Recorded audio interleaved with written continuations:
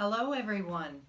Good morning. It's a sunny morning here, and so I'm hoping it's sunny wherever you are. If it's not, make it sunny in your heart. Okay, so I thought we would start right in with doing the cards. Very hopeful that tomorrow is the 18th, and hopefully things start to go back to, I don't want to say normal, but things start moving a little bit here, hopefully. And, I know people have been really getting a little bit discouraged because it's been a little bit too much for everybody. Everybody can do something for a while, but especially those that aren't working and that are in your homes and too afraid to go out anywhere. At least I've been going for walks with my friend here, Benny, and that's been a saving grace. But I even had a meltdown during the week because one day I was just like, it's all I'm doing is working. Don't get me wrong, I love my work, but being in a place of, I need some rest. And so between all the energy and everything that's going on, and I was thinking about it in terms of the collective nervous system. Each one of us has our own nervous system, but imagine what it's doing to the collective nervous system. If we are all part of a macrocosm, then here we are. We have this collective nervous system that all of these things that are happening are just wreaking havoc with it. So, people don't know what to attribute it to. Is it the full moon we just had? It was really bad. It was really challenging. Or is it is it the planets now with two of them, with two major ones, retrograde, Pluto and Saturn? And is it that? Is it what's going on in the world? And you know what? Who knows? It could be a little bit of everything. So we are in this place of really having to get through this together. And our job is to really hold firm with our own nervous system, because if we just took care of that, we'd be in a better place. I'm actually going to be taking a couple of days off because I'm feeling my own nervous system escalating, and that's no good.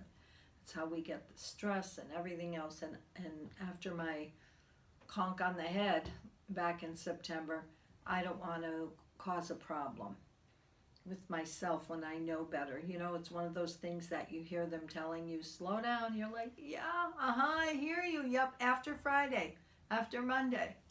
And sometimes we just don't listen. And especially because I love what I do, it becomes very, very hard to just tell people no or that they have to wait. But I guess I'm going to have to for a few days. So this brings me to us all following our own guidance at this time. This is a time where it's so important to be in tune with yourself. And what may be right for me may not be right for you or the next person that's watching this. We all have to listen to our inner guidance. And never before has it been stronger than now. Everything is like a laser pointing to, not only listening to our intuition, but getting to a place where we can really grow our intuition and really cultivate being more connected with spirit. And so this is a time when spirit is saying, okay, we're here. And you're going, well, we're here because we're not doing much else. And so make the connection. Make the time to sit and ask and do the things that you need to do for yourself, and ask questions. I've told you before, the universe loves questions because it's law that the universe has to answer them. So if you are wondering where you're going in all this uncertainty and you say, my question is, what is the next step for me after the pandemic? Sit and write whatever pops into your head.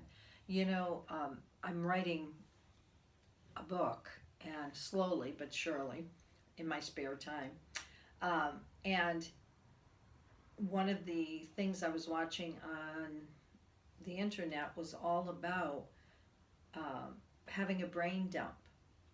And I even love the name of it, brain dump, don't you? It's like taking what's in here and putting it out. So in writing, just taking everything you remember, dumping it out, and sorting it out later, putting it on index cards, and then sorting it all out later.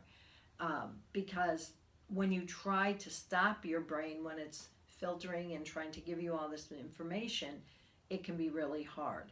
So what this is all about is being in that place and using, just get a piece, piece of paper, a pad, a journal, and ask your question and brain dump anything that pops into your head, any visions, any sensory, any colors, anything that you may not know what it is. Don't try to analyze it then, just dump it out on paper. And then after, say, what were they trying to tell me here? And put it together the best you can. Often spirit works with symbolism or pictures, images, all of that. So pay attention to that. I didn't have my coffee yet, so I have to feed my little habit here. And this is a really amazing time when you can go into that, and you can go in and ask your masters or teachers or guides for information about that. Okay, we're going to go into our cards for the up and coming week. So I'm going to ask, I decided to pull on here today. So I'm going to ask for everyone watching in the up and coming week. What kind of week are we going to have?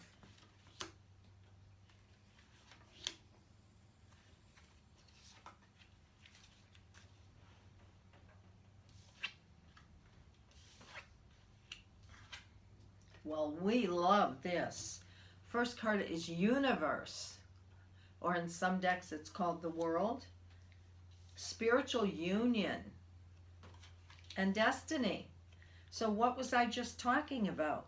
I was talking about making your connections with spirit. And so the universe is there for you. We all know, going way back, we create our own reality in many, many ways. It gets confusing when you're looking at it at a time like this, where how did what I do or what I'm thinking influence the big picture? Well, it does.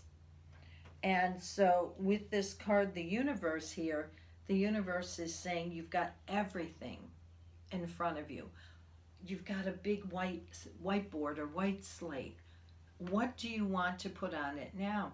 Very interesting. I have an ant going across my camera here. I don't know if you can see him or not, but it's that time of year, and I guess I'm still learning patience.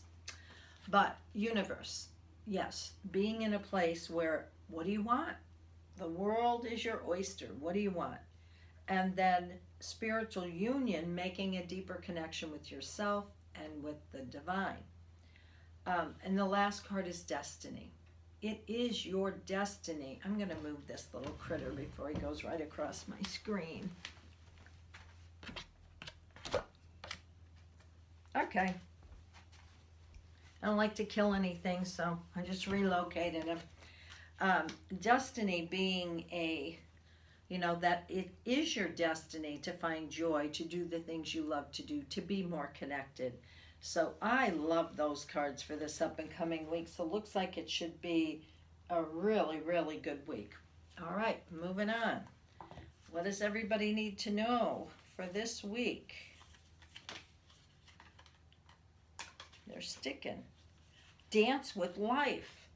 Do something to change your energy. I love this because to me what this is saying is mix it up. It's saying, if you're bored and you're hanging around and whatever, mix it up. It says life is always moving. If you resist the ever-changing flow, your energy will become stagnant and you will fall out of flow with the universe. The universe has a mysterious, intelligent force, a natural rhythmic beat which governs all of life. One of the best ways to shift your energy or frequency or vibrations is to put on some music and dance. And there it is. When we dance unstrained, our spirit takes over, and with each new bop or sway or swing and kick, we are rocked back into harmony with the rest of life. Get unstuck by doing something that shifts your vibration. Put on music, dance, and fall into the frequency of life. In doing so, your body will begin to learn how to be moved by your intuition, which is connected with the system beat. If dancing isn't your thing, then simply do something that you would not usually do to shift the energy. You cannot solve a problem with the same mind that created it, and you cannot attract a different experience without changing your energy first. It's time to shift things up and find a way to dance along with the beat of life. Very nice. So mix it up, do something. It looks like it's from the card so far. It looks like this week is going to be good. All right, for everybody from this deck, nope, it's this one. Diana, focused intention. Think about what you desire, set your sights high. Expect the best possible outcome. Very nice. So this is who we're going to call on this week. If we need something, it says move forward with unwavering faith, knowing that the universe is supporting you. Diana is helping you awaken your divine ability to manifest what you deserve. Any fear is only a reminder that whatever you are working on or through is an important issue for your growth. Your focus is strong now and would be particularly powerful at the full moon. You may be aware of night owl tendencies. This is because your angels and guides are sending you important messages that you might be missing during the day because you're too busy. Set some time aside to do a deep meditation and to receive guidance. Well, look at what's happening. We're getting the repeated messages here. All right, so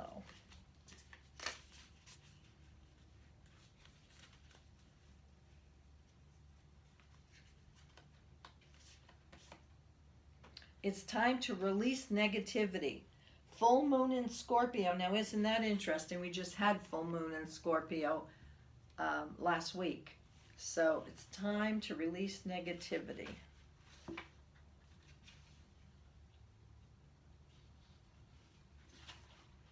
Okay. If you've been feeling paranoid, acting weird, taking this card as a very direct message from the cosmos to stop it. That's all they're complaining about, being locked up.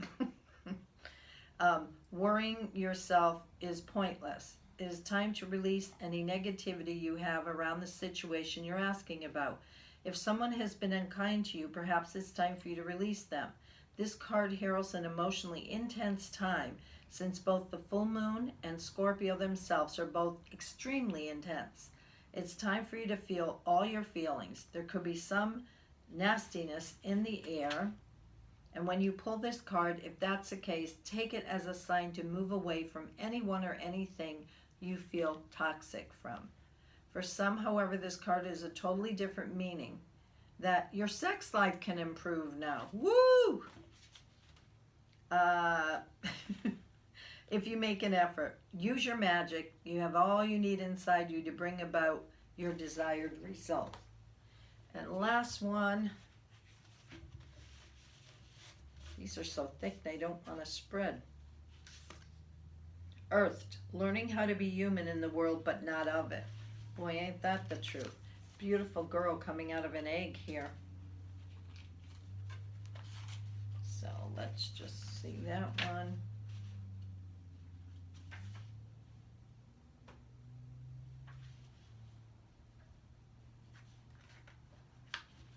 Okay.